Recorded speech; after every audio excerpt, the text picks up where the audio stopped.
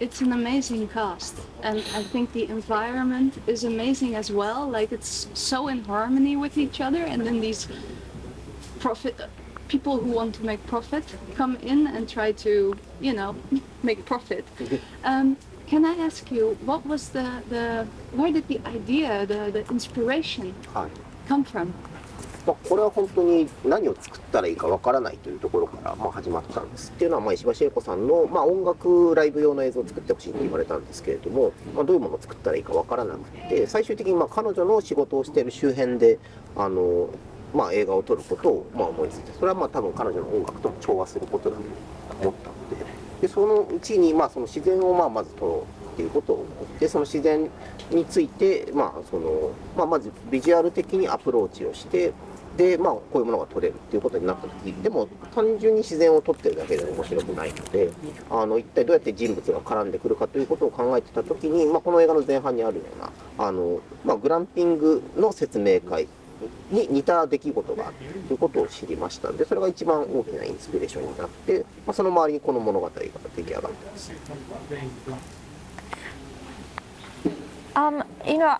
I wasn't sure what I could make for this when I initially embarked on this project. So it started off with Eiko Ishibashi, the person who did the music, come up to me and ask whether I can make something to play along with her live performances. And so So then I realized that I could just go out there and see the area that she works in, and I felt that by shooting nature where she works could harmonize with the kinds of music that she makes. And so we initially approached this very visually to think about what we can shoot in these landscapes, but I knew that it wouldn't be interesting enough to just shoot nature, so I had to think about how humans can enter into this environment. And that's when I learned about a very similar event to what you see in the film regarding an explanation of the plans for glamping. And so when I heard this, I found this to be really interesting, and I built the story from that inspiration. ことだと思ってます。自分にとっては、この映画本当にそのゴールがわからないまま作り始めたものだったので、こんな素晴らしい結果が待っているとは思ってなかったです。でも本当にそのキャストもスタッフも素晴らしい仕事をしてくれたので、こういう報酬というか、こういうご褒美がとても嬉しく。Of course, I'm truly happy that we are here in this way. When we worked on this project, we had no idea what the goals are, where we would end up with the film. So it's a really wonderful result to be here. But ultimately, I think the crew and the cast did a wonderful job. So it's great to be able to have this kind of result where we can really enjoy it together. It's a beautiful story. Like I said, I really love how these people are in harmony with nature and so much respect for nature. But it's also, I think, movies are entertainment in the end. But I do feel you can put a really strong message in a movie, in a story. Why was it so important to tell a story? I think it's very. I think it's a classic story as well, that people try to take profit. They have a short-term vision. But why do you think it's important to keep showing this message to the audience? 自分自身が、例えばこの映画の中で何か明確にメッセージを発したいっていうことを思っているかというと、それは自分でも疑問があるんですけれども、自分が惹かれた部分っていうのは、でもこの説明会のプロジェクトっていうものが、グランピングのプロジェクトっていうものが結局自分たちの社会とめちゃめちゃ似ていたっていうことだと思います。あまりにずさんな計画、で長期的に見ればおそらく害の方がより大きいであろう計画っていうものが、その短期的な利益のために、もうあらゆる反対があるにもかかわらず実行されようとしていたっていうことが、自分たちの生活と、すごく似ていた。で、ものすごく小さな話なんだけれども、この話の中に、自分たちの暮らしの中の問題点っていうものがすごく凝縮されているような気がして、それを扱ったっていうところはあります。Personally, I'm not entirely sure whether there's a very clear message within this film, but what I was drawn to was this idea around this project around glamping. When I learned about this, I felt that there were issues that were similar that occur in all of our lives.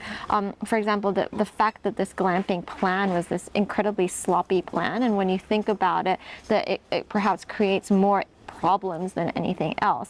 And as you said, for short-term profit. And yet these kinds of things happen all the time in our lives and are made to happen in our lives as well. And even though what I'm depicting here is a very small scale story, at the same time I felt that it is very representative of many of the problems we face in our ordinary lives.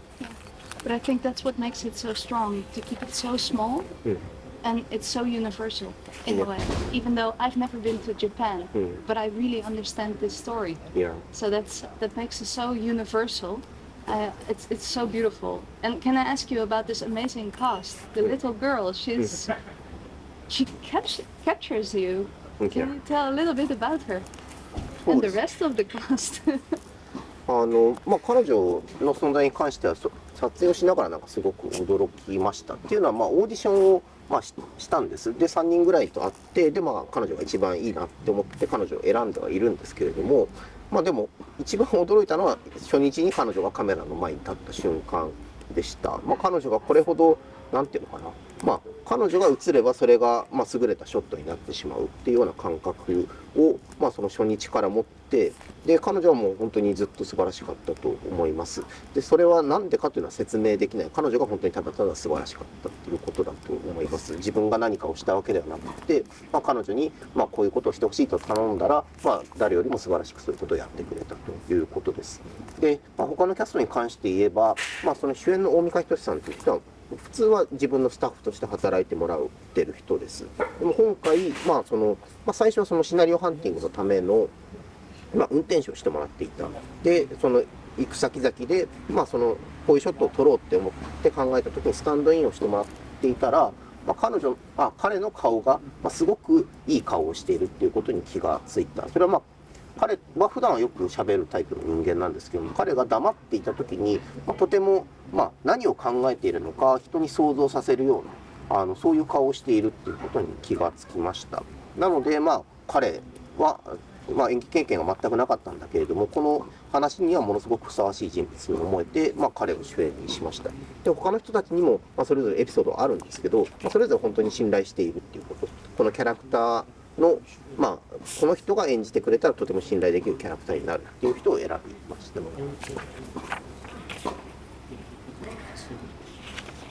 So yes, the girl, she's a wonderful person who exists in the film. In fact, I chose her out of auditioning about 3 people, but I was constantly surprised by what she was able to bring to the film.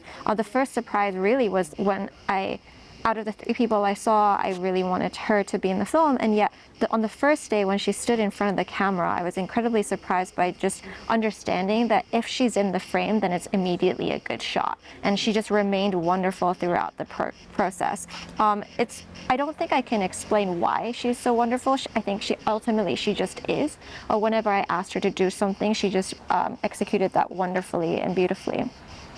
Regarding the person who played the protagonist, Hitoshi Omika, he's usually actually a crew member in my films. And so when we were location scouting for this film, he was actually acting as a driver for us.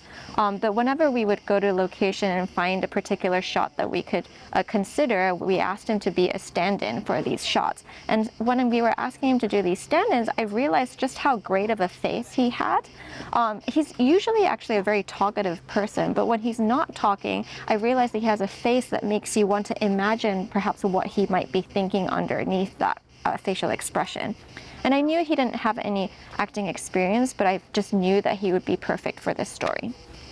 Regarding other people in the cast, I have many stories with each and every one of them, but ultimately speaking, I was able to gather people that I knew were trustworthy, and I knew if they had acted these characters, they'll also be trustworthy characters for the film. Yeah, it's funny how it feels like it feels like the father and daughter. It's as though you walked into the forest and just put them in front of the camera because they're so natural. So it's funny that he's also the odd job guy at your set. そうですね。でも本当に便利屋のようなことをしてもらったと思います。というのは彼は映画の最中にもスタッフとして車の運転とかもしてもらっていたからです。で、まあでもそれは彼だけではなくて、高橋を演じた小坂さんも、まあ、実はそうで、まあ、彼はまあドライブ・マイ・カーで実はまあ車両部だった人なんですけれども、その車両部、もともとは俳優をしていたのが車両部をしていて、で、まあ、突然ある時近づいてきて、僕もチェーホフすごい好きなんですよ。ドライバーの人に言われてすごく驚いたことがあったんですよ。で、今回役を考えている時にあの人にお願いしたらいいなってことを思って、まあ、やってまいりました。で、結局その小坂さんにもドライバーをたくさんやってもらったので、まあ、そのスタッフとキャストの垣根がすごくない現場でやってました。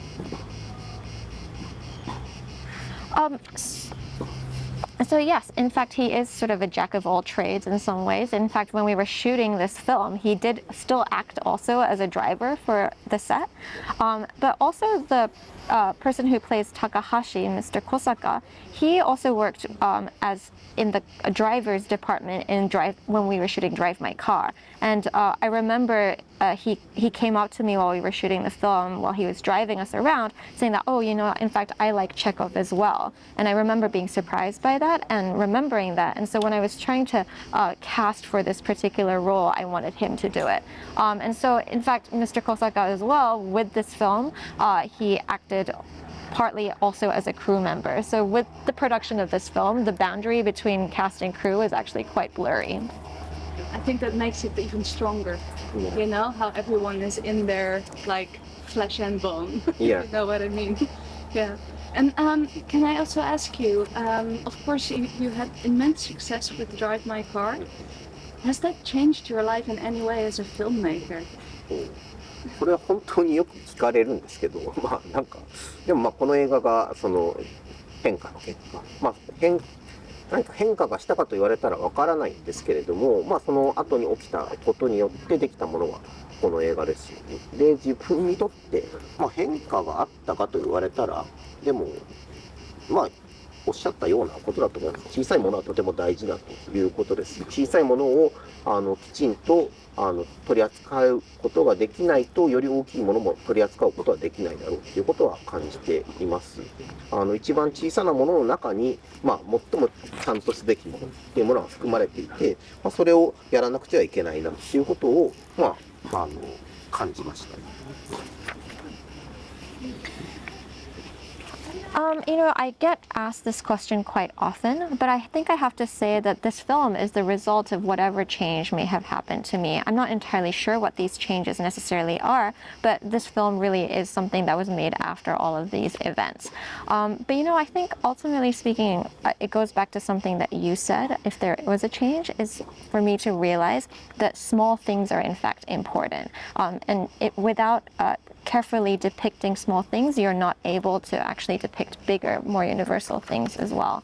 So I think it's very important to do so, and this is a result of all of that. I love that. I love that you keep the story small. I think that's a brand of your filmmaking, and I hope you continue doing that because it's very, very beautiful.